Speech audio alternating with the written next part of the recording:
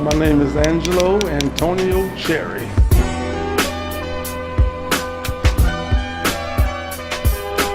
I was born and raised in West Palm Beach, Florida. My mother worked for IT&T for years. I grew up in a rough neighborhood. My stepfather was a big dope boy. That was the only, should I say, role model I had when it came to men. Started out selling dope at a young age. I mean, I went through all of those centers you can think of. Detention Center, Sable Farm. I even went through the drug farm program they had down there.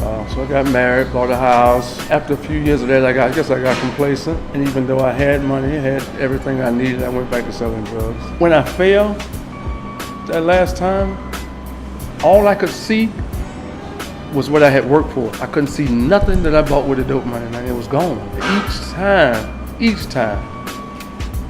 I tried to do this without God and put the streets before my family. It always failed, man. There's no good in it, man. I don't care how you twist it, turn it, or whatever. Man, you gotta know what triggers you. Money was my trigger a long time. I ain't never been so happy, man, with so much less money. You know what I mean?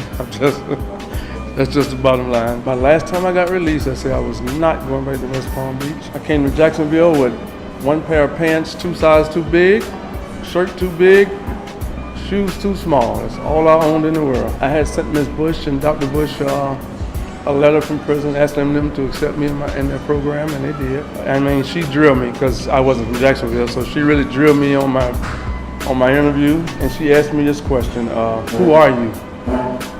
Man, that was the hardest question for me to answer that day. But and she said, I don't want to hear a man of God. I don't want to hear this. I just want to hear the truth. Who are you?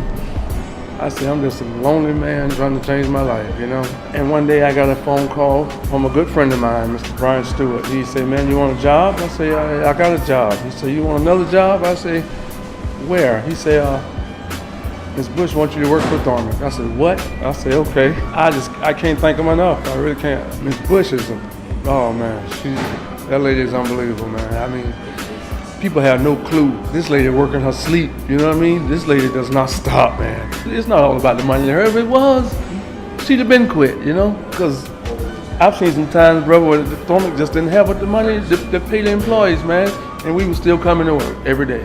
Thank God for Pastor Bush, man. He really, some days I see him had to go in his pocket to make payroll, I would never discount what they did for me, bro. It was a blessing. People I work with now today, man, they don't even know I'm talking to them from experience. Like the guys that come in from prison, they don't even know I'm talking to them from experience a lot of times. I mean, I give it to them real. I mean, sometimes just look at me and say, wow, this is how you got to talk to them. This is how you talked to me when I came, This is what scared me straight. So now I'm sitting in the office and I'm talking to the very same classification officer that was my classification officer about interviewing a guy coming to THORM. It's amazing, man. THORM can take you some places, man, if you just stick with them. I mean, it's going to be rough. I'm not going to say it's going to be easy. But all Ms. Bush asks is you stay clean and stay sober. It's about integrity, man. It's about doing the right thing when ain't nobody looking. You got to remember, man, you got to remember the struggle from the beginning in order to get to where you're trying to get to. And they don't know that I'm in a struggle myself. A lot of them don't know. It ain't gravy every day. But I'm thanking God every day, man. Angelo, Angelo, Cherry, Cherry. Used to be known as 595-601.